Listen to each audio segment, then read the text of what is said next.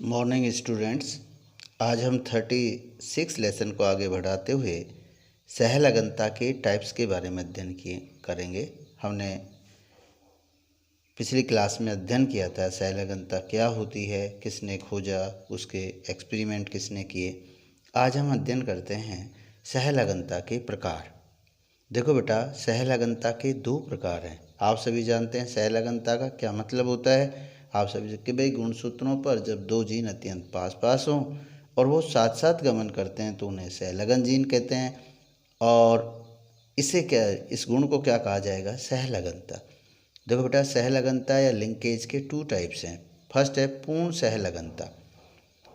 पूर्ण सहलगनता कि जब गुणसूत्रों पर स्थित जीनों के मध्य दूरी अत्यंत कम हो, अर्थात वो पास पास हों, अत्यंत पास पास हों, तो ये सहलगन जीन नई संतति में साथ साथ गमन करते हैं और नए संयोजनों का निर्माण नहीं करते हैं।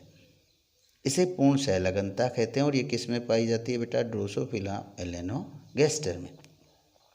रिपीट कर रहा हूँ मैं कि जब गुणसूत्रों पर स्थित जीनों के मध्य, भाई जीन कौन से जीन बेटा? सहलगन जीन, उनके मध्य दूरी अत्यंत कम हो तो ये सहलगन जीन क्या करेंगे? नई संतति में साथ साथ गमन करते हैं और नए संयोजन नहीं करते हैं, विविधताएं उत्पन्न नहीं करते हैं। तो इसको हम पूर्ण सहलगनता कहते हैं। जैसे ड्रोसोफिला मेलानोगास्टर में और मीठी मटर में जो पीछे क्रॉस कराया था शट्टन ने। इसके पश्चात दूसरा प्रकार क्या है बेटा? अपूर्ण प्रभाविता। अपूर्ण प्रभाविता की यदि हम बात करें तो देखो बेटा कि जब गुणसूत्रों पर स्थित जो जीन है, सहलगन जीन है, यदि उनके मध्य दूरी थोड़ी कम हो जाए, अर्थात दूरी बढ़ जाए, तो ऐसे सहलगन जो जीन हैं नई संतति में साथ साथ गमन करते हैं और कुछ नए संयोजन बना देते हैं। जब गुणसूत्रों पर स्थित जीनों के मध्य दूरी थोड़ी कम हो जाती है, थोड़ी बढ़ जाती है, क्या हो जाती है बेटा? दूरी थोड़ी बढ़ जाती है।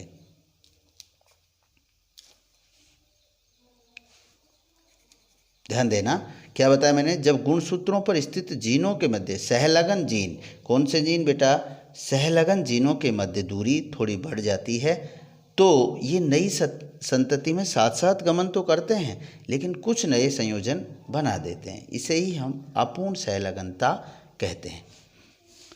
इसके पश्चात आज नया टॉपिक है सहलगनता के बाद, वो था वंशावली विश्लेषण। तो देखो बेटा, यहाँ टाइप्स का अध्ययन किया हमने कि सहलगनता के 2 टाइप्स थे, पूर्ण सहलगनता और अपूर्ण सहलगनता। यहाँ तो दूरी अत्यंत कम होती है, बिल्कुल नज़दीक होते हैं। यहाँ दूरी बढ़ जाती है थोड़ी सी, जिससे इसमें नए संयोजन बन जाते हैं और इसमें नए संयोजन नहीं बनते हैं। इसके पश्चात वंशावली विश्लेषण क्या है? वंशावली विश्लेषण का मतलब आप सभी जानते हैं, पीढ़ी बखान बोलते हैं हम अपनी भाषा में। पीढ़ियाँ कि भाई जैसे हम भी अपने दादा परदादा इस तरह करते हैं। तो वंशावली विश्लेषण क्या है? तो देखो बेटा, मानव पीढ़ियों का मतलब वही संतति F1 F2 F3, मानव पीढ़ियों का प्रतीकात्मक और चित्रात्मक निरूपण या अभिलेख तैयार करना ही वंशावली विश्लेषण कहलाता है। क्या बताया मैंने? मानव पीढ़ियाँ कौन कौन सी? जैसे F1 F2 F3 जो भी आगे पीढ़ियों का प्रतीकात्मक और चित्रात्मक जो निरूपण है या अभिलेख तैयार करना है, वही वंशावली क्या है बेटा? विश्लेषण है। अब देखो नोट में, वंशावली विश्लेषण की सर्वप्रथम जानकारी 1883 में एक फ्रांसिस गाल्टन वैज्ञानिक ने दी थी। सबसे पहले इसकी जानकारी किसने दी थी बेटा? फ्रांसिस गाल्टन ने। इस कारण से फ्रांसिस गाल्टन को मानव आनुवंशिकी का जनक कहा जाता है। किसका जनक कहा जाता है बेटा? मानव आनुवंशिकी का। यह आया हुआ क्वेश्चन है। वंशावली विश्लेषण की सर्वप्रथम जानकारी किसने दी थी? फ्रांसिस गाल्टन वैज्ञानिक ने। इस कारण से फ्रांसिस गाल्टन को मानव आनुवंशिकी का जनक कहा जाता है। इसके अतिरिक्त एक वैज्ञानिक थे मैककॉसिक। उन्होंने 1971 में वंशावली विश्लेषण के लिए 4 प्रकार के विशेषक तैयार किए। विशेषक का मतलब जीन, कि वे जीनों को उसने 4 टाइप में एक तरह से डिवाइड किया। और ये विशेषक कौन कौन से थे बेटा? 4 थे। क्रियात्मक विशेषक, संरचनात्मक विशेषक, मानसिक विशेषक और असाधारण विशेषक। विशेषक यानी जीन से संबंधित है। अब जैसे क्रियात्मक क्रियाशील जीन। संरचना, संरचना से संबंधित। मानसिक, याददाश्त से संबंधित। असाधारण, कोई विशेष।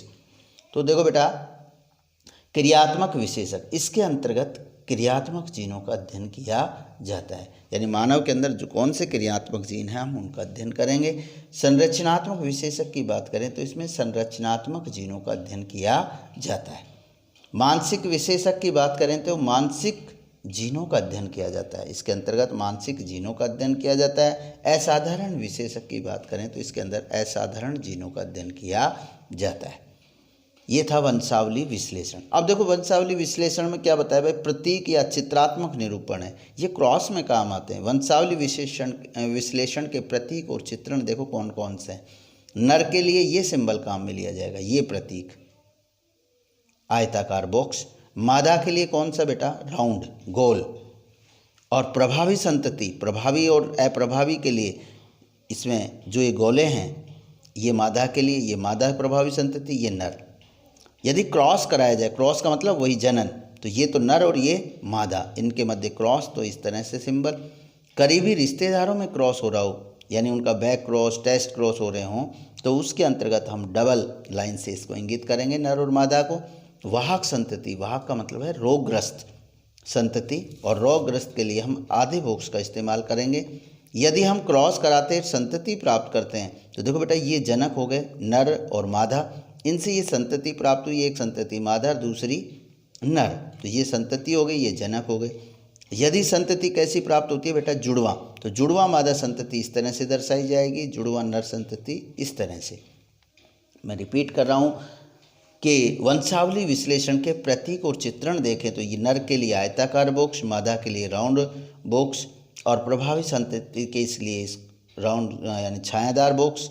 क्रॉस के लिए नर और मादा के मध्य में एक लाइन, करीबी रिश्तेदारों के मध्य क्रॉस के लिए डबल लाइन, वाहक संतति के लिए आधा बॉक्स, चाहे वो नर हो चाहे मादा हो। जनक, यदि क्रॉस कराया जाए तो ये जनक, जनक से जो संतति प्राप्त होती है वो नीचे नर मादा। इसके बाद यदि क्रॉस के बाद डबल संतति प्राप्त होती है मादा की तो इस तरह से, और जुड़वा संतति प्राप्त होती है नर तो उसको इस तरह से दर्शाया जाता है। तो ये आज के हमारे जो टॉपिक थे वो कौन कौन से थे बेटा, एक तो पूर्ण सहलगनता और एक अपूर्ण सहलगनता। इसमें दूरी अत्यंत कम होती है, यहाँ दूरी थोड़ी सी बढ़ जाती है। ठीक है बेटा। वंशावली विश्लेषण क्या है कि मानव पीढ़ियों का जो चित्रात्मक और प्रतीकात्मक जो अभिलेख या चित्रण है, जैसे अभी पीछे बताया, उसी को हम वंशावली विश्लेषण कहते हैं। इसकी जानकारी फ्रांसिस गाल्टन ने दी थी और मैक कौशिक ने वंशावली विश्लेषण के लिए जीन की जानकारी होना जरूरी था, और इन जीन को 4 विशेषक के अंतर्गत उन्होंने डिवाइड किया था। क्रियात्मक विशेषक, संरचनात्मक विशेषक, मानसिक विशेषक और असाधारण विशेषक, और इसके अंतर्गत इन्हीं जीनों का अध्ययन किया जाता है। वंशावली विश्लेषण के प्रतीक और चित्रण की बात करें, नर के लिए आयताकार बॉक्स, मादा के लिए राउंड, और प्रभावी संतति के लिए छायादार बॉक्स, क्रॉस के लिए एक लाइन, और करीबी रिश्तेदार क्रॉस के लिए डबल लाइन, वाहक संतति के लिए आधा बॉक्स। जनक और संतति को हम इस तरह से दर्शा सकते हैं क्रॉस को, और जुड़वा संतति के लिए डबल मादा संतति और नर संतति इस तरह से दर्शा सकते हैं। Thanks, have a nice day.